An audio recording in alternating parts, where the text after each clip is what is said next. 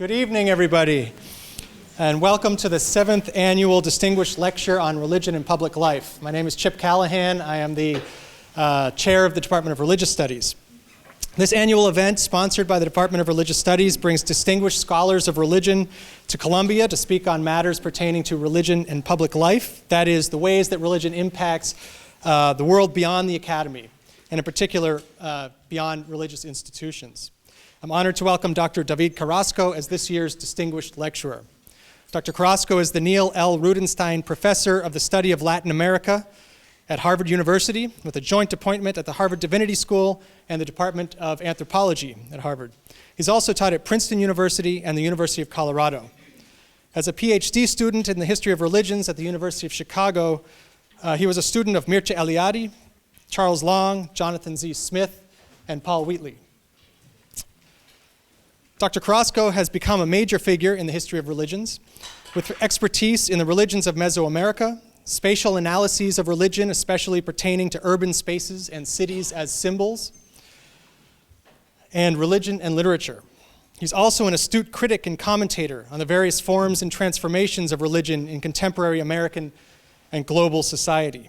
Dr. Carrasco is the author of many books, including, but not limited to, Religions of Mesoamerica, City of Sacrifice, the Aztec Empire and the Role of Violence in Civilization, Quetzalcoatl and the Irony of Empire, Myths and Prophecies in the Aztec Tradition, and the Aztecs, a very short introduction. He's also the co-author of many books, including The Mysteries of the Maya Calendar Museum, Breaking Through Mexico's Past, Digging the Aztecs, and Daily Life of the Aztecs.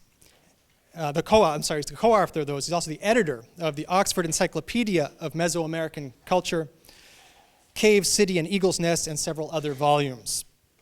Dr. Carrasco has also been chosen as one of the favorite Harvard professors by the Harvard class of 2014 and the University of Chicago's Alumnus of the Year in 2014. He's a recipient of the Mexican Order of the Aztec Eagle, the highest honor of the Mexican government, awards to a foreign national, for his contributions to understanding the history and cultures of Mexico. The title of tonight's lecture is Borderlands, Migrant Saints, Sacred Bundles, Latinos and the Remaking of American Religiosity. Please join me in welcoming Dr. Davíd Carrasco.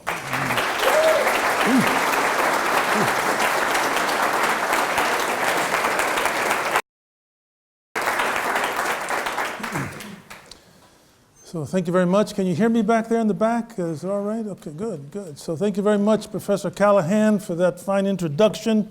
You heard the word Aztec a lot in that introduction. And one of the things you learn when you study the Aztecs is they always build you up in the Aztec world before they take you to get sacrificed. It's one of the things they used to do. They would take a human being and they would turn him into a divinity. And then they would take him and sacrifice him. So I hope that's not going to happen here by all these tigers in the room, all these Missouri tigers. I was at Princeton for a while. They thought they were the tigers. But I know that the tigers are really here at this university. And I had a chance today to also meet some other professors, not only from the Department of Religion, but also from the Department of Anthropology. I really appreciate the hospitality that's been shown to me. It's great to be back here and see Professor Jill Raitt, who founded this department many years ago and has continued to be a guide and inspiration, not only for the students here, but for the students who have graduated from here and have gone on to make meaningful lives out of the education that they got and that took place here at the University of Missouri. It's also wonderful for me to be back here with one of my former students, David Aponza, who's here in the Department of Religion. He's going back to Harvard next week to defend his dissertation. We won't talk about sacrifice next week at Harvard when David Aponza goes back. So I also had a chance to meet today with some Latino students. That was a very good experience for me. And I had a chance also to meet with some of the graduate students in the Department of Religion, and they really made me feel very proud and glad to be here. So I want to tell you how much I appreciate this opportunity to talk with you about Borderlands, Migrant Saints, Sacred Bundles, Latinos and the Remaking of American Religiosity.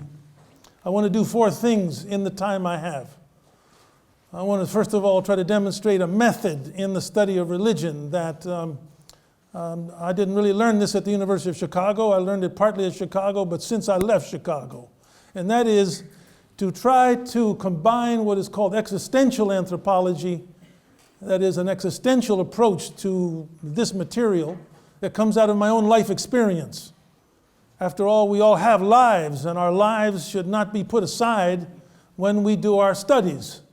I mean, at one time people were trained to do that, but no more. People say, no, your own existential approach, the questions you bring, your life experience matters, and you ought to be able to bring that to your academic work. So I want to combine some stories about myself, how I came to understand myself as a Mexican American, as a Latino, and also how I came to study some of the materials that I'm going to be showing you. So I want to do this, first of all.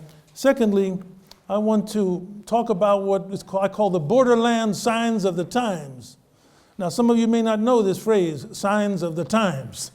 But if you've taken courses in religion, or especially the New Testament, you know about the signs of the times. This is a notion that in the time that you live in, there's not only the sort of everyday, ordinary life, but there are certain signs that come along and they invade your daily life. And these signs indicate to you, in a sense, the nature of your world and also the destiny of your world. And so you got to know what the signs of the times are. What are the signs that are telling you what is really taking place below the surface, outside of consciousness, in the world that you live in? And I'm going to talk about this a little bit in terms of how Latinos themselves are part of the signs of the times all over the country and here at the University of Missouri as well. So that'll be the second thing I'll want to do, showing you some things you already know about what's going on in this country and are making, in a sense, the Latino experience much more public. You know, when I was growing up, Latinos were kind of coached, kind of told to keep your Latino, your Mexican, your Puerto Rican, your Cuban identity private. Don't bring it into the public sphere, because if you bring it into the public sphere, you will suffer for bringing your Latino identity into the public sphere. You know, Sigmund Freud made a point years ago to emphasize the importance of a person's first sexual experience, that your first sexual experience often had trauma related to it, a great deal of desire, trauma, and confusion. Some years ago when I was studying with Toni Morrison at Princeton, she said, you know, it's also very important to look at the first time in your life that you become aware of your own racial or ethnic identity, because that could also become very traumatic. And it was so for me. I grew up in Washington, D.C., and I remember one day my father, a Mexican, came into the room and he said, you can't go to school today. I said, why not? But okay. And he said, well, something happened down in Washington, D.C. yesterday. Something happened in the Congress. What happened in the Congress was some Puerto Rican radicals went in and they shot up the Congress of the United States. And he said, we can't let you go to school today because if you're Latino, if you're Mexican or Puerto Rican, you go to school today, you could get in a lot of trouble because people are not going to understand the difference between who shot up the Congress and the rest of the Latin Americans in the country. So we're going to keep you home for a couple of days. And that was my first real public awareness of what it meant to be a Latino in this country, one of many that led me to realize that often it was better when you were growing up to keep this kind of information about yourself private, not public. But that's changing now. That's changing now, and I want to talk about that as well. The third thing I want to talk about is this notion of migrant saints. When we see the word migrant, we usually think of the migrant in terms of the migrant worker. The migrant worker. I know you've got some around here in Colombia. You got all these migrant workers picking the food, working on the railroads, doing other things. But when these migrants migrate, they don't just come with their hands outstretched in order to do the work and looking for friendship and help. They also bring their saints with them. They bring their culture with them. And I'm going to talk about one very powerful saint who comes with Mexicans and with Latinos and helps them become, in a sense, part of U.S. culture. And that saint is the Virgin of Guadalupe, La Virgen de Guadalupe, who is already on this campus and will be more on this campus during your lifetime. And I want to talk about this whole question of a migrant saint who is becoming more public. It's a big deal at Harvard now.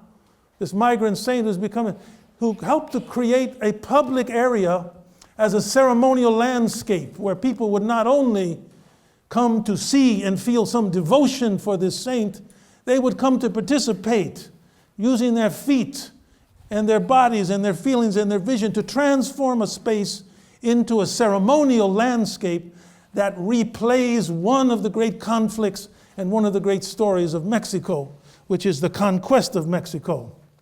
And fourthly, I'm going to talk about this notion of sacred bundles. This notion of sacred bundles.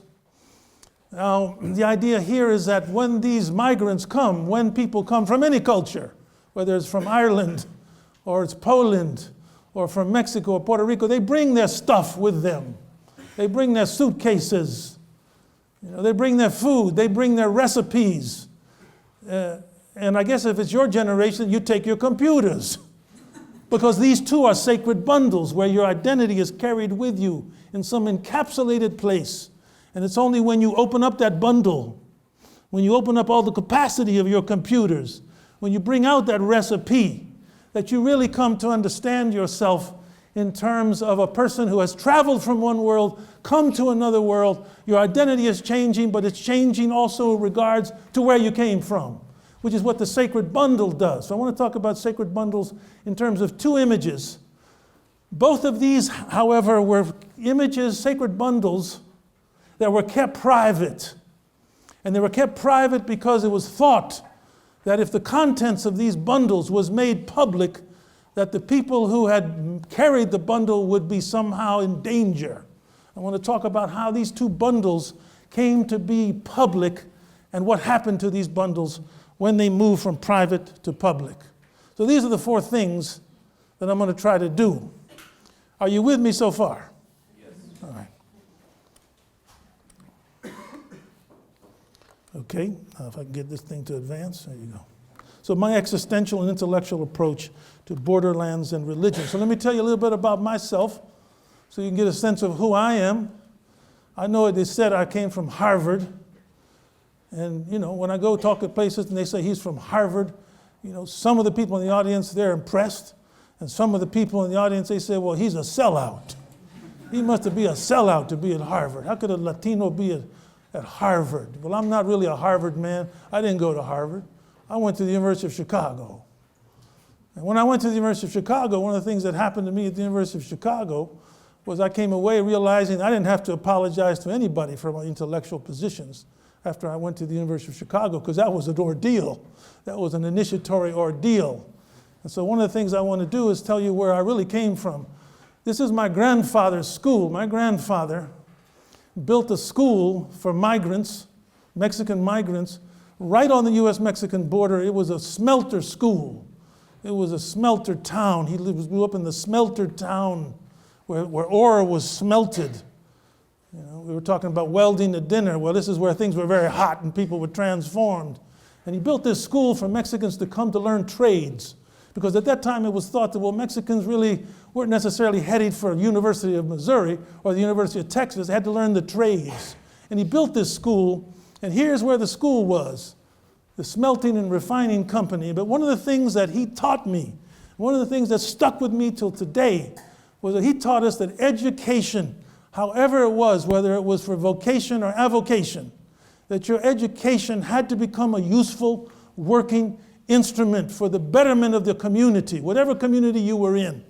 And he also said, look, when you get this knowledge that you get, you've got to somehow try to make the knowledge accessible to more and more people. It's not just so you can have a career, he said, it's so that you can do something with this knowledge to make the demography a better democracy. These are the kind of things he was telling me when I was a kid.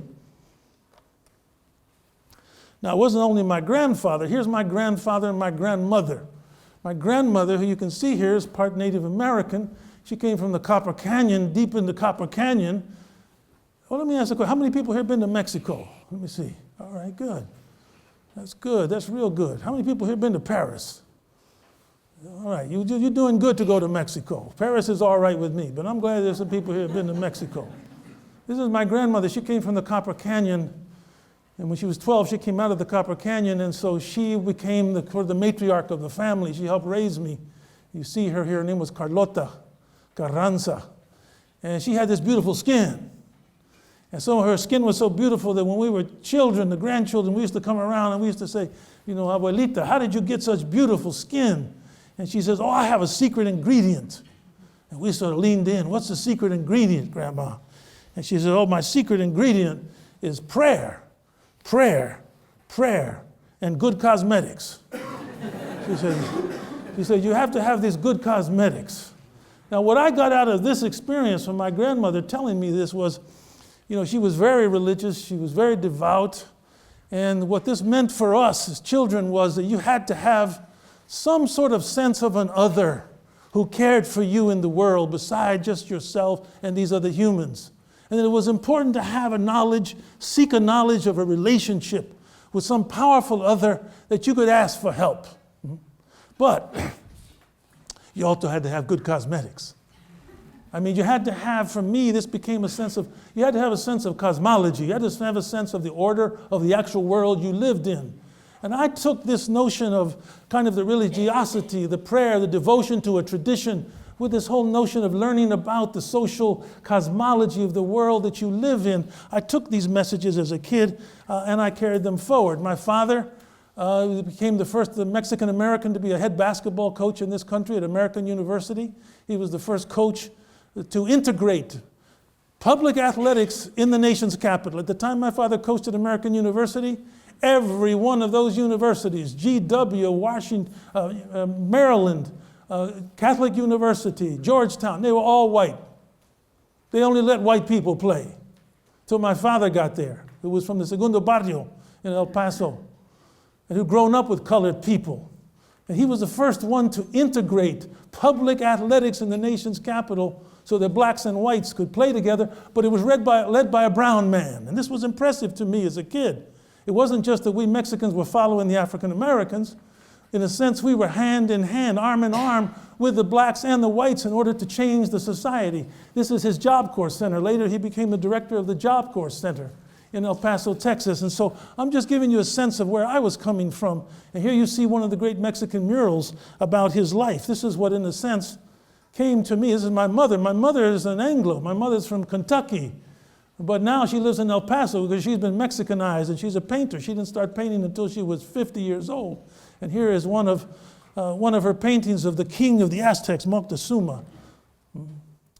So what I really want you to know about, however, is what I call my Aztec moment.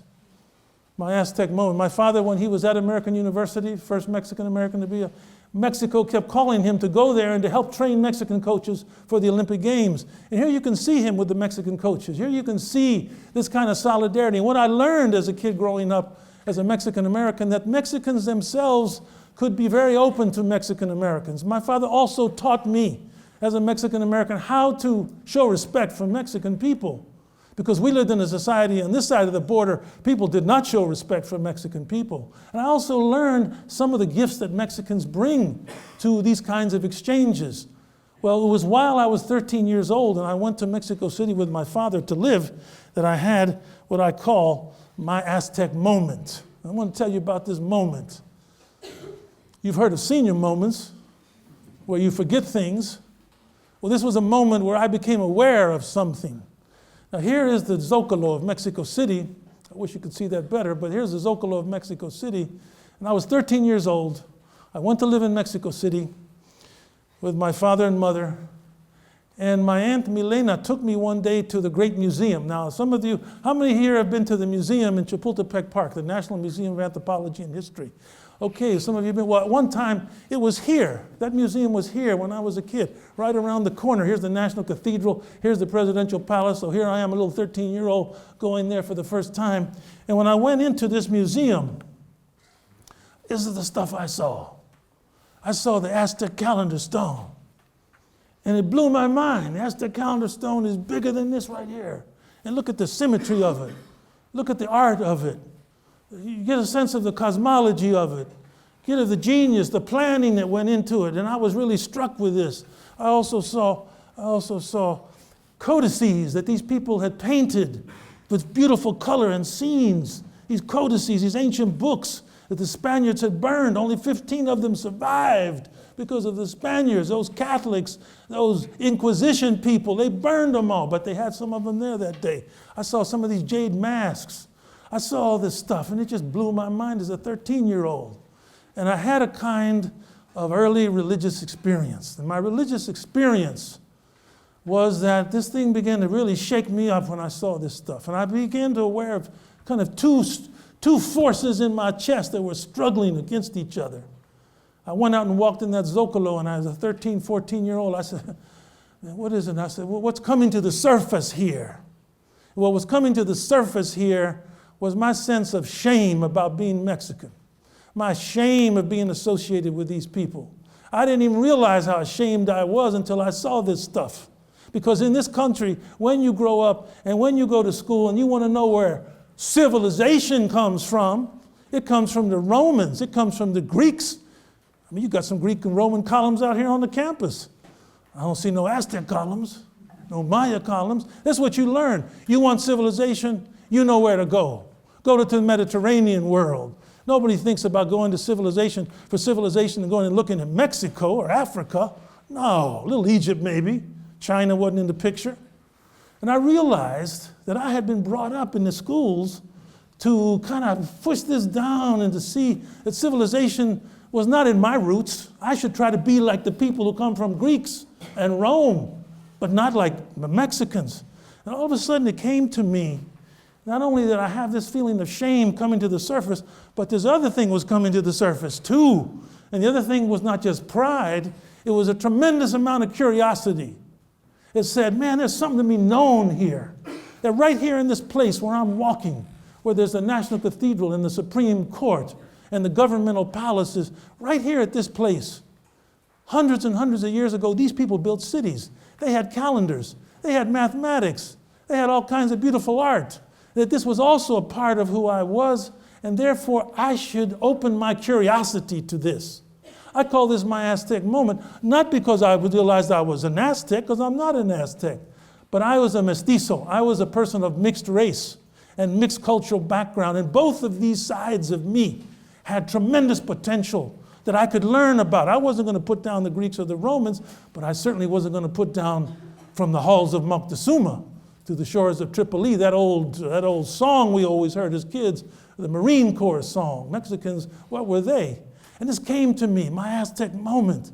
This was something I really ought to look into. And that opened me up to a whole different sense of my racial identity in this country. Because at that time, still, everybody's talking about black, white. Black lives matter. And they do. They do. I've heard about some murdered Mexicans in the last couple of months. I haven't heard anybody stand up and say, brown lives matter. But they do. And I realized that as a kid. And I took this Aztec moment with me. And I began to realize, you see, that right underneath that floor was the Aztec world. And what was so important about this is that when I got to the University of Chicago and began to study with some really serious people, I like this idea. It's the same notion. You see this farm worker here. This farm worker is bent over. I call this history bent over. And with that little hoe, they put that hoe out there so these guys could work harder, but it did a lot of damage to their bodies when they gave them that hoe. And right underneath it, now Latinos say, man, right underneath this earth is this history that we need to know, that we need to understand, because it's part of who we are. So I went to the University of Chicago, and my Aztec moment came back to me. At the University of Chicago, on the one hand, I was all involved in the academic life. On the other hand, I was down in the barrio, being very much involved in the Chicano movement at the time.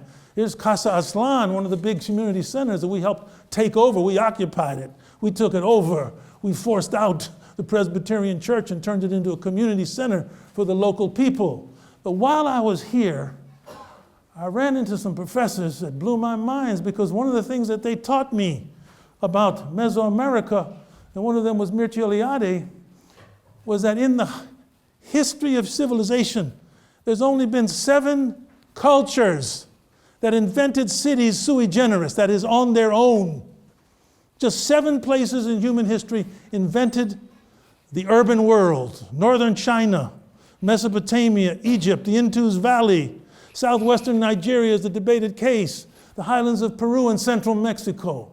So my ancestors had not only made the Aztec world, they had also participated in a revolution in social relations, and that was the birth of cities. And therefore I could say, man, this is really important for me to know, not just because of my ethnicity, but because my mind had been opened.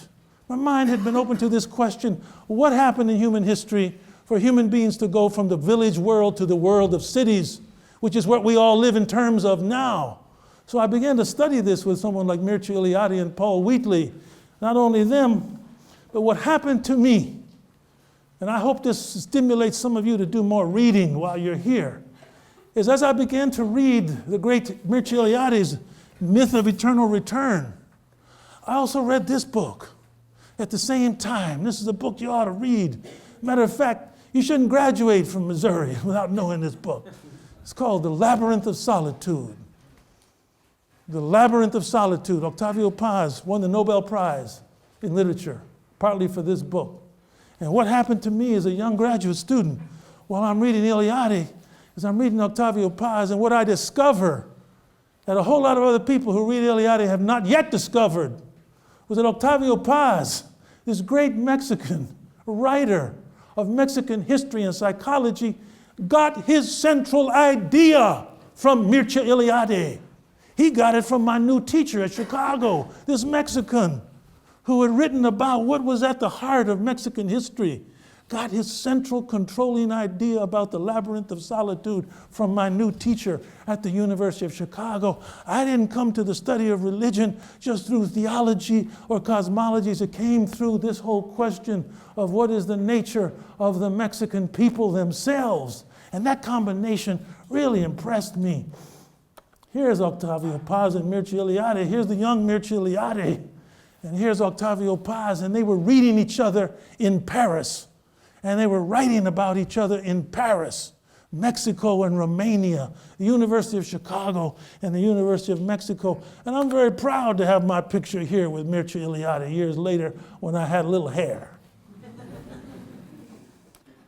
I also studied with this man, who, if you're going to study religion in this country, you've got to study with Charles H. Long.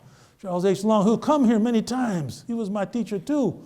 But here comes that African-American thing. See that Mexican thing, African-American thing, a little Romanian thrown in. And here's Charles Long. And also this man, the great Jonathan Z. Smith.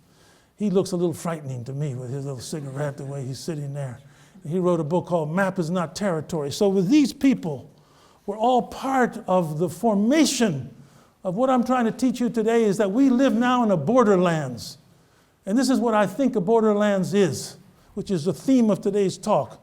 We live in a world of geopolitical, cultural, and religious borderlands. By using the word borderlands instead of globalization or world or borderline, I'm referring not only to the dramatic and expanding U.S.-Mexico borderlands, where diverse cultures, languages, and religious practices meet, bump, contest, and transform each other, but also to the borderlands as a perspective and lens through which to interpret and understand the dramatically changing religious, social, and cultural landscapes in which we are living in today. I'm very fortunate at Harvard to have this man as one of my colleagues. His name is Michael Jackson, not that Michael Jackson, another Michael Jackson. He's from New Zealand, and he's a really good writer, man. He's a good writer. And he says, the image of a borderland is therefore more than an image of interdisciplinary or blurred genres. It's an image of an empirically multiplex world, like right here at the University of Missouri. Moreover, the borderland defines a vexed and ambiguous zone. That's me when I was 13. I myself was a vexed and ambiguous zone that is not merely geographic or political. It defines an existential situation of being betwixt and between, of struggle and suffering, that Karl Jaspers sums up in his term, Grenzsituationen, border limit situation. It's that border limit situation that I want to talk to you about now, because whether you like it or not, whether I like it or not, you live in a borderland situation. You will live in the borderland situation in your lifetime, dear students, as you carry forward with your families, your careers, your lives, Things are changing tremendously fast. So let's take a look at the signs of the times of your borderlands. You already know about this. Time magazine came out a few years ago. Why Latinos will pick the next president. Because the sign of the times is that this demographic change is going to make its way into these big levers that you point. You push these little things. Signs of the times, yo decido, I decide why Latinos will pick the next president. The demographic sign of the times. Estamos unidos, Latinos for Obama. It was a big deal now. I don't know if Latinos are going to be so much for Obama now after he deported so many Latinos. The percentage change in the Latino population in the country for 9 years. All of the yellowish ones, there was 75% or more population change of Latinos. The green ones, 60 to 75%. The Latino presence is really going to be very powerful in the future. Check this out. The second most prevalent language in each U.S. state. Red is Spanish. Spanish is now the second most prevalent language in all of these red states. German is the green states, and French are these two. And this is increasing. As a matter of fact, the Modern Language Association has done an examination of the foreign languages taught at universities. More people take Spanish in universities now than in all the other languages combined. This is a sign of the times. And what's going to happen? Is the new Pope a Latino? This is a question that's been asked, because one of the first things he did was meet with Gustavo Gutierrez, the great liberation theologian who the previous Pope and the Reagan administration and other administrations tried to put down as hard as they could. And now the Pope comes and says, you know, this thing that came out of Peru, this thing that comes out of Latin America, this liberation theology. I mean, think about it. Why isn't every theology that comes out of the Christian church a liberation theology? Because some of the theologies that have come out of the Christian are terror theologies. Some of these theologies that have come out of the Christian church are absolutely imprisonment theologies. But here comes a pope who says, maybe we should look again at this liberation theology. And so what you have is not only the rise of more Catholicism here, but also evangelicals. You see my man here having his trance. He's in his ecstasy. He's in his ecstasy here. How about baseball? If you don't like that, just go check out baseball. You know, they've done an analysis of the last 3 or 4 All-Star games. Who plays? 45% of all the All-Stars are Latinos. And they're speaking a lot of Spanish on the field. And if you watch the TV, you never know, because they're only talking English when they're telling you about what's going on. This is one that really irks me, you know. Ted Williams. So I'm over there in Boston. You know, and Boston Red Sox fans. Any Boston Red Sox fans here? Okay, I like Boston Red Sox, but I'm not. My man here he's from there, but I'm Chicago Cubs and Denver Broncos. These are the places I've lived. So Ted Williams, when I was a kid, the Splendid Splinter, man, he was, you know, Ted Williams. Ted Williams' mother was Mexican. I mean, Mexican from Mexico. I mean, Ted Williams is half Mexican. And he hid his mother her whole life. He hid his mother and his Mexican identity his whole life. Never came out till he was dead. All his ball players knew how he'd always hide his mother, you see, because he kept it private. It couldn't become public that he was somehow racially mixed in baseball. Latinos in the arts. First Latino to be the poet at his inauguration. Sandra Cisneros, wonderful writer. Artists like this, George Yepes, my favorite Latino painter, did this thing called Boxcar. It's called Boxcar. And he did this after they discovered those 18 Mexican migrants baked to death in one of those boxcars in the desert. Somebody wrote a play about it. They asked him to do a playbill. So here's the playbill. Over here you see my man. Here's my migrant. He's looking over the Rio Bravo. This is the Rio Grande here. You see him there. He's coming to work. He's got that intention in his eyes. And then in the second one here, same man, now he realizes he's in a boxcar. He's not looking over the Rio Bravo. He's looking through the slats in the boxcar. And then what do you got here? You got his Day of the Dead. He's dead now. He's a skeleton. This is what happens. And this is the way Yepes is coming and saying, I'm not just going to paint these nice little Diego Rivera things, which are very beautiful and kind of sweet. I'm going to show you what happens when the private becomes public. And then you have Esther Hernandez, who comes and says, this is radical. She said, look, here's a Statue of Liberty. And here's a woman, sculptor. And she is reshaping the Statue of Liberty into a Maya stele. Food. I don't know how you do with Mexican food here. Food is a sign of the times. Here's a book that came out, Taco USA, How Mexican Food Conquered America. Calvin Trilling, one of the best writers in the New Yorker, says, I doubt if many people think that the hot tamale alone can bring Glenville, Mississippi back to its glory days, but every little bit helps. Because what happened was migrant workers came there in the 1900s and they brought these tamales there. Now African-American folks, they're the best tamale makers in the area. Here's my man making heavenly hot tamales. This is a sign of the times. And you have Latina Justice, Sonia Sotomayor, Puerto Rican sister becoming part of the Supreme Court, writing this book. Now, she could have written a book that said, my depressed world, my oppressed world, my repressed world. No, she comes and says, my beloved world. My family was my beloved world. We have things in the Latino community that are beloved. We will not apologize for these things in our family. I like to tell my students, all the students, but certainly minority students, when they come to Harvard, they come to Harvard and they go, oh man, I'm at Harvard. Now I'm at Harvard. Man, I'm somebody. And I tell them, you were somebody before you came to Harvard. And don't you forget it that you were somebody before you came to Harvard. All that work your parents and grandparents did, it's not that Harvard makes you who you are. Harvard can help you become who you can become, but you were already before you came to Harvard. And then we got all these children on the border. That's a sign of the times we'd rather not see. All these children packed in. What's going on in Latin America? These families can't handle these children, can't care for these children, sending them off. 1 in 4 Latinos are prisoners. 1 in 4 prisoners are Latino. But you also have this, is very important to me. Look around the room, friends. Look around the room at the race mixture in this room. Latin America, Mexico, is one of the great lessons of race mixture. It's a different notion than black and white because these people, these Africans, these Spaniards, these Native Americans, these Asians, they were making love. They were coming together. Sometimes it was forced, sometimes it was tender. The point is, this is the world that was created. These are 3 sisters here.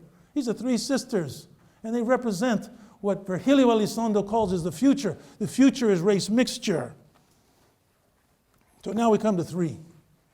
And now we come to the religious stuff, and how do things like this become public? So take a look over here. Here you have La Virgen de Guadalupe. This is the symbol of Mexico. As a matter of fact, it is said in Mexico that Mexico began at Tepeyac. Mexico itself began as a country with the apparition of the Virgin of Guadalupe. And here she is. This is the great tilma of her. But look at my man here. Got himself a serious tattoo. This is a super serious tattoo. Think of all the time and design. And there it is. You see her face. You see, now how does this apparition to a single person in Mexico come to travel all the way to the United States and get imprinted on the skin? Give me some skin, because this is the skin you're going to get. Now, the Virgin of Guadalupe, for those of you who, well, let me ask a question. Let's see here now. How many of us here identify ourselves with the Catholic tradition? Got some good Catholics here. All right.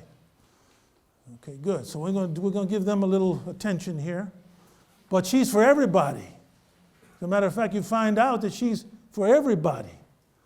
I'm not Catholic, but she's mine. She's mine. She's a migrant. She begins in Spain. And here is her shrine in Spain, in Extremadura, Spain. Now here's the thing about sometimes these Catholic saints. This Catholic saint, she came here with the conquistadors.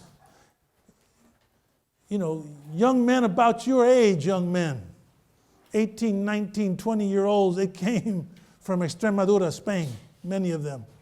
And when they came, They brought their Virgin Marys, their different versions of Virgin Mary. And here you see her in her image in this place in Spain, but she comes here with Hernan Cortez as part of the conquest. So now wait a second, this Virgin Mary, this Virgin of Guadalupe, she's a conquistadora, she's part of the conquest. And here you see Cortez, and then you see up there, you see the route of Cortez, and he was always carrying the image of this Virgin from Spain, this Virgin Mary, and this Virgin Mary was going to help the conquistadors put those Maya and Aztec down. And if you read the conquistadors' chronicles, they're often calling on her. But what happens? Well, what happens is that in the 1531, according to the tradition, that all changes because the private Spanish life breaks into the public life of the native. And this is her shrine today. But now look how much the image has changed. Look how much this image has changed from what you saw coming from Spain. Because when things come to the Americas, man, the Americas, they won't let it stay. They won't let Europe be Europe anymore. Whether it's from England, they won't even let Africa be Africa anymore. Something new is going to happen. And this is what happens when the Virgin of Guadalupe comes. Now here's the story. Let me tell you the story in case some of you don't know the story. The story is that this man, who was an Aztec man, who was in the process of converting to Catholicism, was on his way in the morning to catechism classes. And while he was on the way to catechism classes, he went by a sacred hill that was a hill that was sacred to the indigenous people. It was where the indigenous people had worshiped their own mother goddess. And he hears these birds, this beautiful bird song up on the hill. And he hears his name being called, Juan Diego, Juan Diego, Juan Diego. He goes up the hill, and according to the tradition, the Nican Mopoja, this document that has survived, written in Nahuatl, the Virgin appears, the Virgin Mary as Guadalupe appears to him, and she speaks to him. And it's a splendid kind of scene. That's how these miracles are told. It's a splendid kind of scene, and she says to him, I want you to go from this hill. This is my point about this ceremonial landscape. And I want you to go into the city where the Spaniards are running things. And you go into that city and you go see the bishop. And you tell the bishop that I have appeared, that the mother of Jesus has appeared to an Indian and said, I want you, the bishop, and you Spaniards to build the most important shrine to me out here on this Indian territory, out here on this hill. And you go tell him that. And he says, wait a second, I can't go in and tell the bishop. They're going to beat me up. If an Indian comes in there and she says, no, you go and you tell him. So he goes. He goes from the hill into the city. And when he gets to the city and knocks on the door of the Archbishop's palace, it's still there. I know I go by it all the time. And they go, what do you want? What's this Indian want? I said, oh, I got this message. I got this message. What message? Well, the Virgin Mary appeared to me as Guadalupe. And she's, wow, come on, man. The Virgin Mary wouldn't appear to an Indian. The Virgin Mary would appear to one of us Spaniards. We're the ones looking around for her. We haven't seen her here too much. How come she appeared to you? He said, no, she appeared to me, and she wants the bishop to build a shrine out on the hill. I said, no, get out of here, get lost. Sends him out. He goes back from the city. That is, he goes back from Spanish territory out to Indian territory. This is important. He goes out to Indian territory, and he tells her, says, look, he didn't buy it. This is one of the portraits of him walking between. This is a kind of a fixed up Spanish portrait of him walking between the hill and the city. He's a walker, he's a migrant. So she goes back and he tells her, look, don't send me. He uses this word, and he's speaking, and they're speaking to each other according to the tradition in the Indian language. They're not speaking Spanish, they're speaking Nahuatl. And he says, don't send me, I'm a back frame. I'm just an old back frame. What's a back frame? A back frame was an Aztec term for the guy who carried the big loads. You call the person the back frame. He says, I'm just a back frame. Don't send me. She says, look, I can send anybody. I can send an elite. I'm sending you. She says, because what I want you to do is to go tell him that I have appeared here in Indian territory because I want to bring all of my compassion, and this is in the text, to all the different peoples in this land. Indians, Spaniards, Africans, all of them are for me. I love them all. He said, oh man, if I tell the bishop that, he's not going to like that. No, you go tell the bishop. So he said, oh, all right. So he goes back into town. He goes back into the town and tells the bishop again, and the bishop says, look, please bring me a sign. If the Virgin Mary has come to you as Guadalupe and told you this stuff, bring me a sign. So he says, I'm so ashamed, I won't even go back to the hill. So he doesn't even go back and tell her. He goes back to his town. He's hiding out. And then he learns that his uncle is dying. So he's sneaking around to get to his uncle's house. He's got to go by the hill, and she's there. She calls him up. She said, hey, Juan Diego, what happened? He said, look, he said he wanted a sign. He wanted a sign. She says, you go up to the top of the hill in December. It's in winter, and there's going to be a flowering tree up there, these beautiful flowers. It's turned into roses in the tradition. You go up there, and you gather up the petals in your clothes. This is the first sacred bundle. You gather them up in your... Indians always wore what's called tilmas. They wore these tilmas.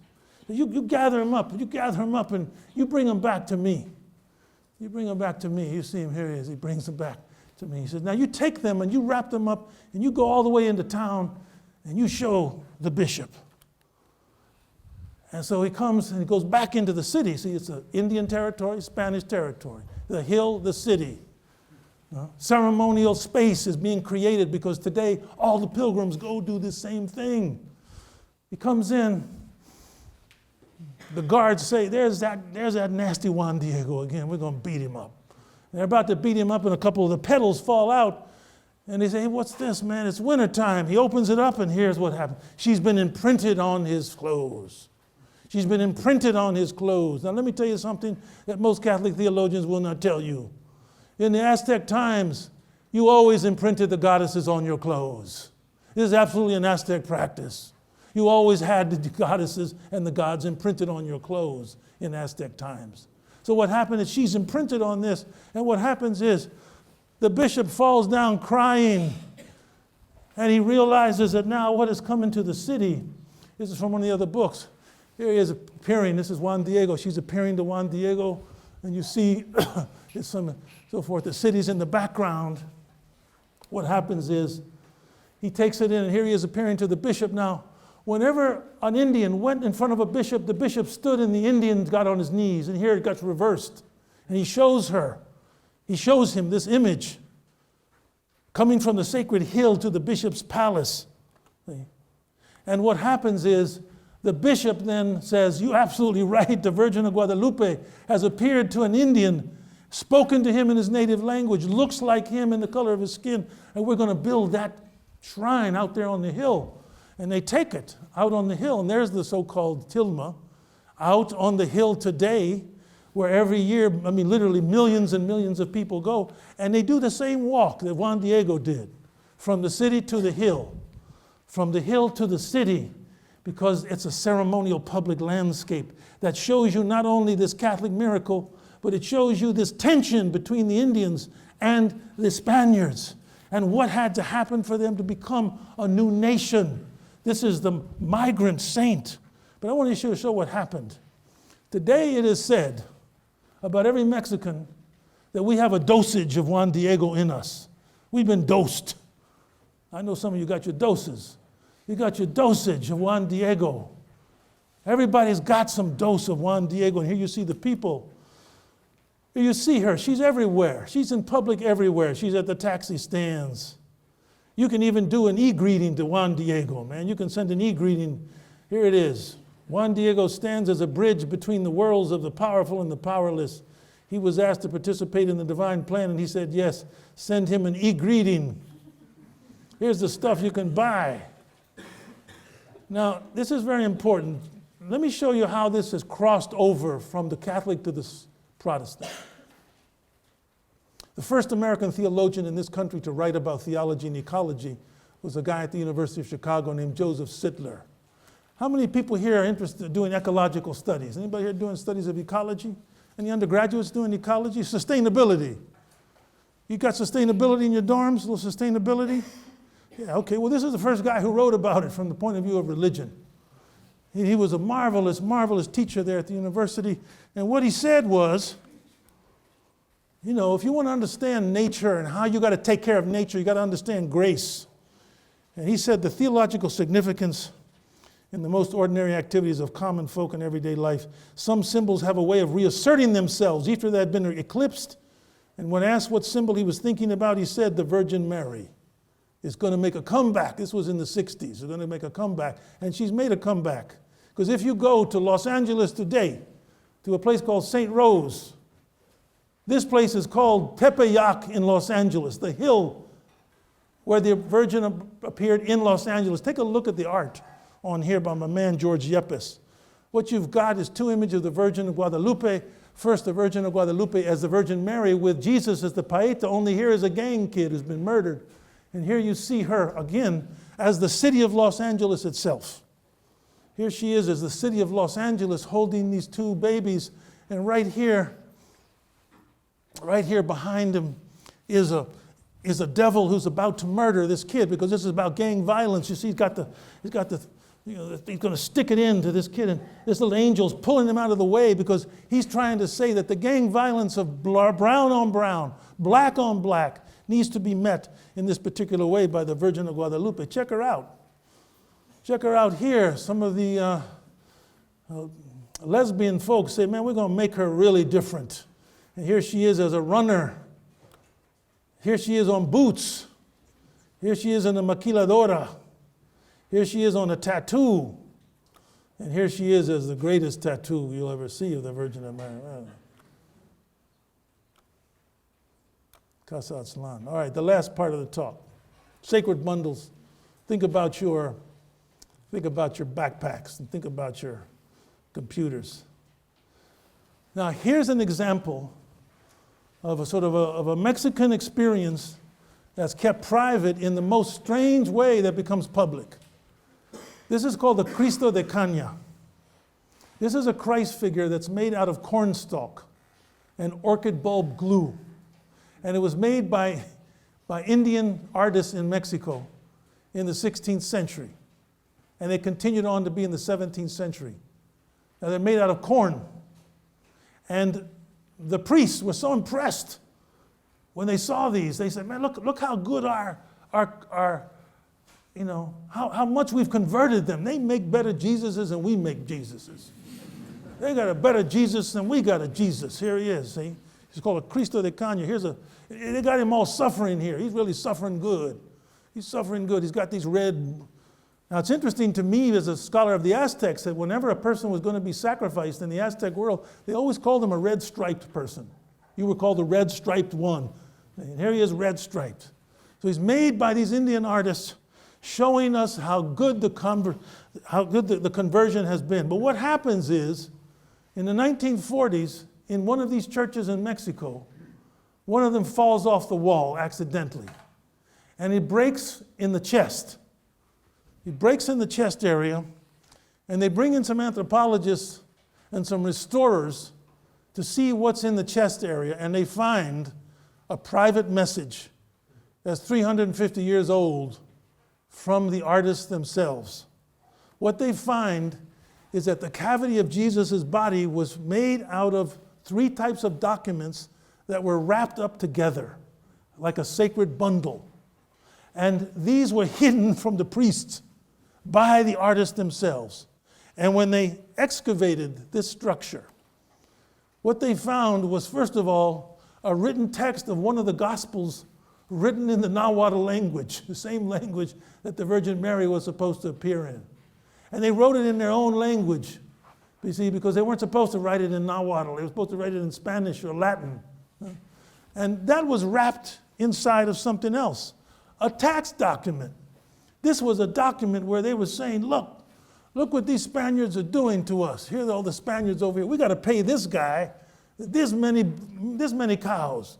We got to pay this guy that many shoes.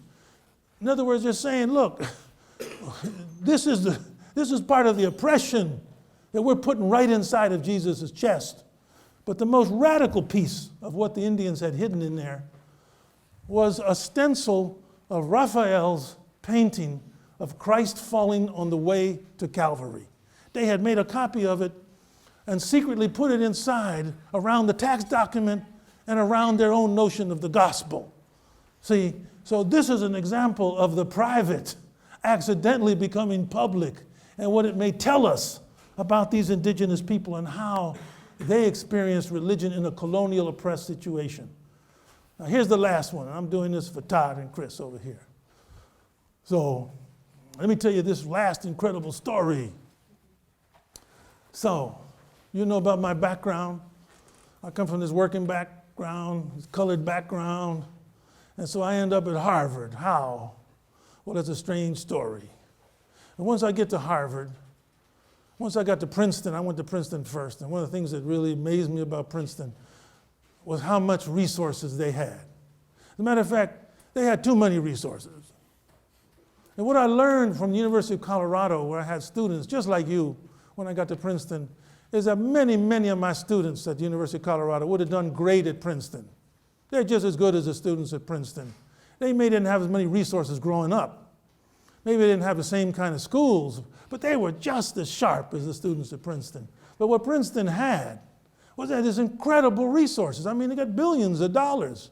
When I got to Harvard, I thought I'd seen it all. And I said, no, oh my God, Harvard got more. Harvard's got more money in some countries. Got all these resources. It allows students like you to go, once you get those resources, man, you can fly high too. You can fly here too, but you can fly high. Now what happened to me was, I was there and one day, David Rockefeller, you've heard of David Rockefeller had funded the Latin American Studies Center. And the Latin American Studies Center had done really well. And so every May, David Rockefeller brought his banker friends from Latin America to Harvard so they could see what had been doing in Harvard Latin American Studies and also to provide more funds so we could have more resources at Harvard.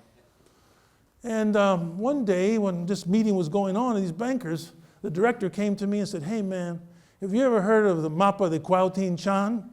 I said, yeah, I know about it. It disappeared from a museum in the 1970s. It was considered a Mexican masterpiece. He said, well, one of David's friends says she owns it. I said, oh man, wait a second. Maybe I should hide. I don't know if I should hide about this. You know? How could she own it? It's a Mexican thing. It disappears. Said, well, no, she owns it, and she wants to know if anybody here could read it. And I said, well, I could read it. I know how to read it. It's got all these hieroglyphs. He said, okay, well, you know, she wants to know. So I flew to Mexico City. I went to her house. I went through 2 levels of security. People with flak jackets and guns and two-way mirrors and all this stuff. And I said, wow, I'm really in the big time now. I'm going to get killed. I'm going to get killed in Mexico City, man. So I get into the house, and there on the wall, Monet, Pizarro, all these paintings. And she said, you want to see the codex? I said, yeah, I'd love to see the codex. She goes and got these drawers here. She got drawers where she keeps her china. She pulls it out. And she brings this bundle out. It's a bundle. She brings out the bundle. She takes it out to the dining room table. And she lays it out and spreads it out on the dining room table. See, and it's a 1540s codex. That's been been lost for 30 years. And she's got it on the table, and she said, would you look at it, and would you tell us what you see? And this is it. I wish we could get the room a little darker just for this shot. I want you to really see this. I know my film man's going to have a heart attack, but that's all right. So I look at this, and the first thing I see is up here in the left-hand corner is the best painting ever of the place of origin of the Aztec people. I'll show you a close-up. It's called Chicomostoc, the place of 7 caves, or Aztlan. Now, if you grew up in this country in the 60s and you were involved in the civil rights movement among Latinos in this country, this was a big deal because we always said we came out of Aztlan. This was the place of origin. And here was the best painting ever, right in front of me on this table. And not only was it Aztlan when I looked at it, but it also had one of the greatest cities in the whole history of Mesoamerica, right here, Cholula. This was the pilgrimage center which the Spaniards compared to Mecca and Jerusalem. Because when the Spaniards came and they went to this city, They saw thousands and thousands of religious pilgrims coming every day. And here it was in the map. You not only had the place of origin, you got one of the greatest cities in the New World. This city existed for 2,000 years. It was a big deal. Here it is in the map. You went a little further. I'm looking around the map. And here is a wedding ceremony taking place between two different ethnic groups. This really interests me because you got a wedding going between two different ethnic groups. And over here, this was the homeland of the people who painted this.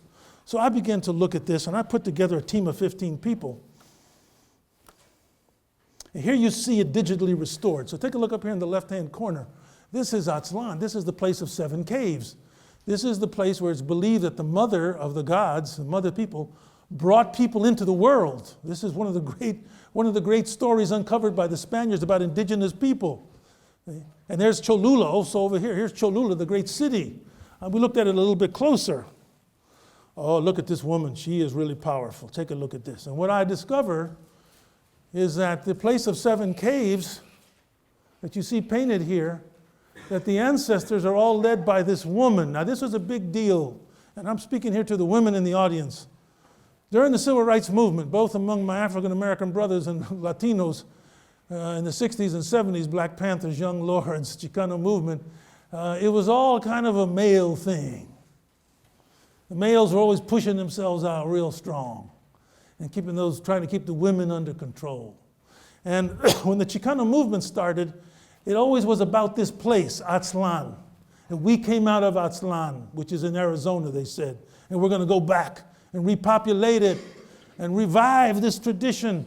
But they never said, because they didn't know, that when people came out of Aztlan, they were led by a woman, a very powerful woman, a woman herself named Obsidian Butterfly. Obsidian Butterfly. Here is a close-up. Here is a close-up of her. Look at her. She's a warrior. She's already got 4 spears in her. And she's carrying this leg of a male warrior who she is, a male deity who she's defeated. She's bringing the sun into the world. And what happens is, these people who are coming out, they have been invited by the people of the city to come and defend their city. So they leave that place and they go on this journey. And look what the map shows. Here they come. Oh, no, let me just do a second here. Wait a second. I left one thing out I got to show. The thing that really impressed me was that so many of these people are coming out and they've got sacred bundles on their back. They got all these characters, they got these sacred bundles. Now these sacred bundles are really important because this is where the indigenous people in this country this is where they keep their key stuff. They keep their seeds. They keep the bones. They keep the stories. They keep the jewels. They keep the stuff in those bundles. As a matter of fact, if you go and look at the most complete ethnographic interviews by Spaniards of indigenous people that are written down, you never hear them talk about sacred bundles. The indigenous people are not going to tell the Spaniards about sacred bundles because they know they'll burn them. But in this document, you got 14 of the bundles. So I knew this was really a valuable document because it's showing you how important these bundles are. And as the story goes on, as they come out and they go on their journey to the city to defend the city, they have all these adventures, man. They have typhoons, tornadoes. They have earthquakes. They have floods. They have all these incredible things that happen in this journey. But they always got those sacred bundles. Here's a really funny scene because this guy and this guy are having an argument. You see the red stuff? Hey, man, ¿sabes qué? He said, hey, man, ¿sabes qué? He's going, hey, man, you know what, man? Hey, you know what, man? So they break and they go in 2 different directions, but they got the sacred bundle. They pull the sacred bundle out right away. And a little over here is another sacred bundle that they take with them. And they come to the city. And they come to this city. I won't take much more time. They come to the city. And so they've come. So what happened was people in the city came over here and said, come out and defend us. They come out led by her. They go on this journey. They come to the city. They defend the city. And the people of the city, my city people, they say, because you have defended the city, we will allow you now to go have your own sacred lands. Those migrant people. And they go on a journey, and they go on a long journey. They go down to Oaxaca. They go up there to Veracruz. They come back, and they settle 20 miles from where they started. But they had to go on this long territory. Why? And this is my kind of my last point for the students. You are on a journey that's like being in a labyrinth. And you're looking for a center. You're looking for allies in these teachers and in your fellow students who are going to help you find the center of the world. But in order to find that center of the world, I'm sorry to tell you, you got to go on a long journey, sometimes around the center, in order to finally come back and find what it is you want, like these people did. And everywhere they went, they had this bundle. Here's one of the bundles, and there's a sacrifice to the bundle of a turkey, of a grasshopper, because there's this relationship like my grandmother to prayer, to something greater than you. And they finally come to their new community, and the first thing they do is open a bundle and have a ceremony. And this is the most amazing image of all, and it's the one I'm going to end on, is when these people in 1540 are painting their story in this document that I found in Mexico City that had disappeared for 40 years. They painted a church right next to a temple. In actuality, in 1542, when this church was built, it would have been built out of the rubble of that temple. But these people are saying in their own private document that they kept, we now live in the two worlds. We live in the world of the Catholic tradition, but we still honor our ancestral tradition. We still honor this ancestral tradition. So in a sense, this is a story of a change from this world to this world, where everybody is becoming public. And so Borderlands, Migrant Saints and Sacred Bundles, Latinos and the Remaking of American Religiosity, you've been such a great audience for staying. Thank you very much.